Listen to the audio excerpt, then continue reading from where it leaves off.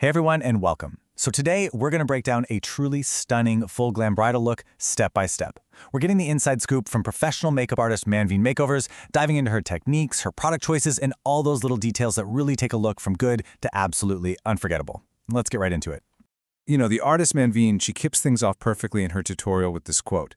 She's basically telling us, hey, get comfortable, because this is going to be a deep dive. It's not just about the pretty final picture, it's about the whole journey, and it's packed with amazing tips for everyone. So first up, let's meet the lovely bride, Cheshta. Her request was super clear and, a total classic. She wanted those dramatic, kohl-rimmed eyes, but balanced out with a soft, nude lip. And that vision, that's our North Star for this entire look. And this is so important, right? Having that clear goal from the get-go. The whole plan is to go big and bold with the eyes, make them the real statement piece, and then pull back with the lips to create this beautiful harmony. It's all about achieving a look that's both super glamorous and totally timeless. Okay, so you know the saying, right? Every great makeup look starts with a perfect canvas. So let's dive into how the artist builds this flawless base, starting with the most crucial steps: prepping the skin, color correcting, and then perfecting it. Now, this is a question that I think trips up a lot of people, especially if you're just starting out. We see the artist putting on this bright orange corrector, and you might be thinking, why? Why is this step so absolutely non-negotiable for a pro, especially on South Asian skin tones? And here it is, the answer straight from the artist herself. That orange corrector isn't just about covering up some darkness. Think of it more like insurance. It's a preventative step that stops your concealer or foundation from looking kinda ashy or gray after a few hours of wear, which can happen a lot around the mouth and under the eyes.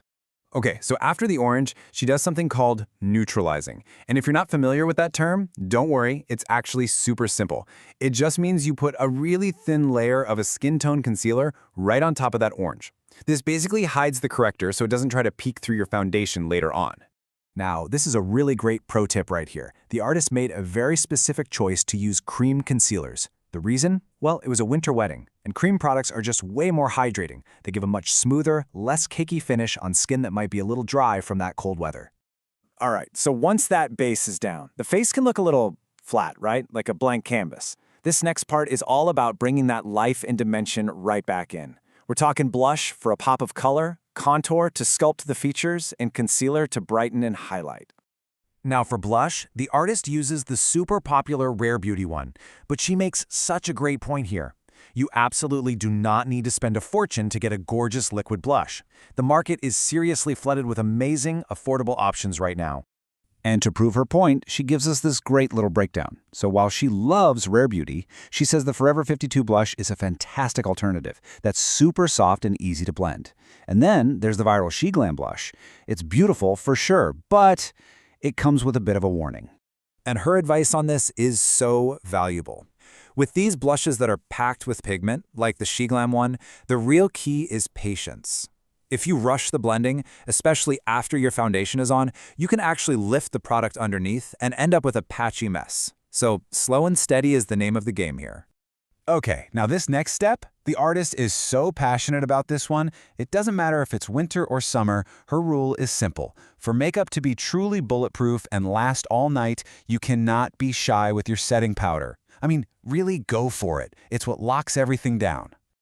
All right, it is time for the main event. This is what the whole look is built around. Those dramatic, smoky kohl eyes that the bride specifically asked for. Let's get into it. She breaks this process down into 4 really clear steps. First up, tightlining the upper waterline. This makes the lashes look way thicker at the base. Second, she goes in with a ton of kajal on the lower waterline. Third, and you have to do this quickly, she smudges it all out to get that beautiful smoky effect. And fourth, this is the absolute game changer, she sets that kajal with a dark brown eyeshadow. That's the secret to making sure it doesn't budge all night. And if you're wondering what products to use, she gives some awesome recommendations for eyeshadow palettes for any budget. She mentions that something like a Jaclyn Hill palette is a great starting point, but if you're looking to invest, you've got incredible options from brands like Huda Beauty, the pro favorite P. Louise, and of course the industry staple Anastasia Beverly Hills. Okay, we are in the home stretch now. It's time for those final touches that are going to pull this whole look together. We're talking lashes, lips, and we're even going to get into the artist's core philosophy about what bridal beauty is all about. This quote right here It really sums up her whole philosophy on bridal makeup. She truly believes that a wedding day is not the time to play it safe or look like you do every day. For her, bridal is all about glamour, which is why she finishes off this dramatic eye with some beautiful, dense lashes. So, to balance out those super dramatic eyes, the lips are kept really elegant and simple. They're meticulously lined for definition, and then, here's a real pro touch. She actually mixes 2 or 3 different lipsticks to create a custom nude shade that is absolutely perfect for the bride's skin tone. But you know, maybe the most memorable part of the whole tutorial has nothing to do with makeup at all. At one point, the artist noticed her bride was getting tired and had some neck pain from sitting for so long. So she just stopped and took a moment to give her a quick neck massage. It's just this powerful reminder that being a great artist is about so much more than just a steady hand. And that really brings us to our final thought for today. Because beyond the perfect eyeshadow blend or the sharpest wing liner, it was that small act of kindness that really elevated everything. So it leaves us with this question to think about. What's that small human gesture that can turn any service into an experience that someone will never, ever forget?